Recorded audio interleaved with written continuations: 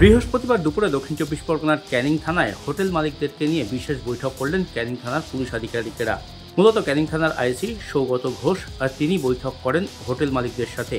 যে সমস্ত আবাসিক হোটেল মালিকরা রয়েছে দক্ষিণ চব্বিশ পরগনার ক্যানিং থানা এলাকায়, তাদেরকে নিয়েই বিশেষ বৈঠক করেন ক্যানিং থানার পুলিশ অফিসাররা। মূল লক্ষ্য, যেভাবে ক্যানিং এলাকা থেকে একজন সন্ত্রাসবাদী গ্রেপ্তার হয়েছে, সেই ধরনের ঘটনা যাতে পুনরাবৃত্তি না হয়, যাতে সন্দেহজনক কোনো আবাসিককে হোটেলে থাকতে দেখলে বা হোটেলে আসলে তারা যাতে দ্রুত পুলিশকে খবর দেন, সেই বার্তাই দেওয়া হয়েছে ক্যানিং থানার তরফ থেকে। হোটেল মালিকরাও যাতে সাবধানতা অবলম্বন করেন এবং সন্দেহভাজন কাউকে দেখলেই ক্যানিং থানার পুলিশকে খবর দেন এবং যাতে কিনা এই ধরনের জঙ্গি কার্যকলাপ আটকানো যায়, সেই বার্তা দিতেই মূলত দিনের বিশেষ বৈঠকের আয়োজন করা হয় ক্যানিং থানায়। দক্ষিণ চব্বিশ পরগনা থেকে প্রসেনজিৎ সাহা, নিউজ টাইম। বিয়েতে যৌতুক হিসেবে পালঙ্ক না দেওয়ার কারণে স্ত্রীকে খুন করার অভিযোগ উঠল স্বামীর বিরুদ্ধে। স্বামীসহ শ্বশুরবাড়ির লোকজন বিয়ের পর থেকেই কার্যত সীতা মণ্ডল নামে ওই গৃহবধূর ওপরে অত্যাচার চালাতো, এমনটাই অভিযোগ ওই গৃহবধূর পরিবারের। তাদের দাবি, বিয়েতে যৌতুক হিসেবে পালঙ্ক দেওয়ার কথা থাকলেও সীতার পরিবারের সদস্যদের অতটা ক্ষমতা ছিল না, আর্থিক দুরবস্থার কারণে তারা পালঙ্ক দিতে পারেননি। আর তাই সীতার শ্বশুরবাড়ির লোকজন কার্যত তার উপরে শারীরিক ও মানসিক অত্যাচার করত লাগাতার। আর সেই ঘটনাতেই কার্যত সীতাকে খুন করা হয়েছে, এমনটাই অভিযোগ করেছেন তারা থানাতে। অভিযোগের ভিত্তিতে ঘটনার তদন্ত শুরু করেছে পুলিশ এবং এই ঘটনায় সীতার স্বামী অরূপ নস্করকে ইতিমধ্যে গ্রেপ্তার করা হয়েছে। অন্যদিকে মৃতদেহ উদ্ধার করে ময়না তদন্তের জন্য পাঠিয়েছে পুলিশ। দক্ষিণ চব্বিশ পরগনা থেকে প্রসেনজিৎ সাহা, নিউজ টাইম। গোপন সূত্রে খবর পেয়ে রানাঘাট জেলা পুলিশের ধানতলা এবং হাঁসখালি থানার যৌথ অভিযানে 10 জন বাংলাদেশি অবৈধভাবে ভারতে প্রবেশ করার অপরাধে এবং 5 জন আশ্রয়দাতা টাউটকে গ্রেপ্তার করে হাঁসখালি এবং ধানতলা থানার পুলিশ। জানা গিয়েছে, বুধবার দিন রাত্রিবেলায় ধানতলা এবং হাঁসখালি এলাকায় খবর আসে যে 5 জন টাউট এই দুই থানা এলাকায় রয়েছে এবং সেখানে প্রায় 10 জন বাংলাদেশি যারা অবৈধভাবে এদেশে এসছে আত্মগোপন করে রয়েছে। যৌথভাবে অভিযান চালিয়ে হাঁসখালি এবং ধানতলা থেকে মোট 10 জন বাংলাদেশি এবং 5 জন আশ্রয়দাতা টাউটকে গ্রেপ্তার করে।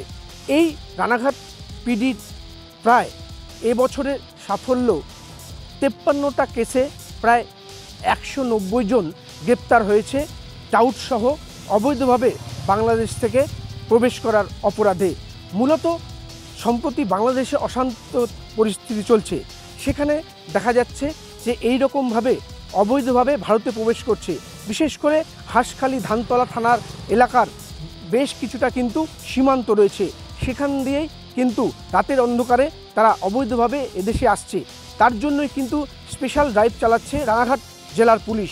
আর সেই স্পেশাল ড্রাইভেই এই গ্রেপ্তার এবং এই 5 জন টাউট বাংলাদেশিদের নিজেদের হেফাজতে নিয়ে আর কারা কারা এর সঙ্গে যুক্ত রয়েছে এবং এছাড়াও আরও কেউ রয়েছে কিনা তাদের খোঁজ চালাবে রানাঘাট জেলা পুলিশের ধানতলা এবং হাঁসখালি থানার পুলিশ। রানাঘাট থেকে সুমন মজুমদারের রিপোর্ট, নিউজ টাইম। বাংলাদেশে চিন্ময় কৃষ্ণ দাসকে গ্রেপ্তার করে বাংলাদেশ সরকার। তার বিরুদ্ধে বিভিন্ন দেশদ্রোহীর অভিযোগ নিয়ে এসেছিল বাংলাদেশ সরকার এবং তাকে যখন আদালতে তোলা হয়, তার পক্ষে কোনো আইনজীবী দাঁড়াতে প্রথমে সাহস করেনি, কারণ বাংলাদেশের যে উগ্রপন্থী তারা কিন্তু এই আইনজীবীদের বিভিন্ন কটূক্তি করছিলেন এবং এমনকি তাদেরকে প্রাণে মেরে দেওয়ারও একটা হুমকি এসেছিল।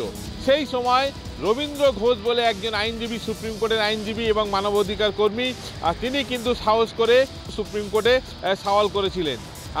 তারপর এই রবীন্দ্র ঘোষ অসুস্থ হন এবং অসুস্থ হওয়ার পর পশ্চিমবঙ্গে আসেন চিকিৎসা করতে।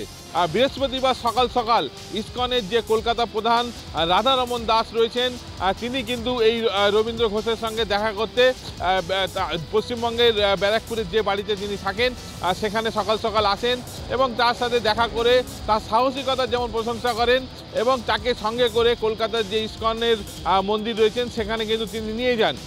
যদিও রবীন্দ্র ঘোষ জানিয়েছেন যে আগামী যে 2 তারিখ বাংলাদেশের সুপ্রিম কোর্টে যে তার হিয়ারিং রয়েছে সেই 2 তারিখের আগে তিনি আবার সেখানে ফিরে যেতে চান। যেহেতু তিনি অসুস্থ, এখানে তার চিকিৎসা চলছে, চিকিৎসকরা যদি তাকে অনুমতি দেন তাহলে তিনি অবশ্যই আগামী 2 তারিখ যে কোর্টে হিয়ারিং রয়েছে সেখানে তিনি উপস্থিত থাকবেন। বাংলাদেশের বিভিন্ন সময় বিভিন্ন ঘটনাক্রমে তিনি বিভিন্ন বিষয়ে কিন্তু প্রতিবাদ করেছিলেন।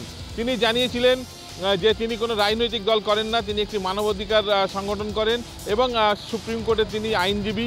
সেই কারণে তিনি যে কোনো মানুষের পাশে দাঁড়ানোটা নিজের দায়িত্ব কর্তব্য মনে করেন। তার এই সাহসিকতা, এই মৃত্যু ভয় না করেই যে অন্যায়ের প্রতিবাদ করার যে প্রবণতা, তাকে কিন্তু সাহস জানিয়েছে, কুর্নিশ জানিয়েছেন রাধারমন দাস থেকে শুরু করে প্রত্যেকেই। ব্যারাকপুর থেকে মাসুম আক্তার, নিউজ টাইম।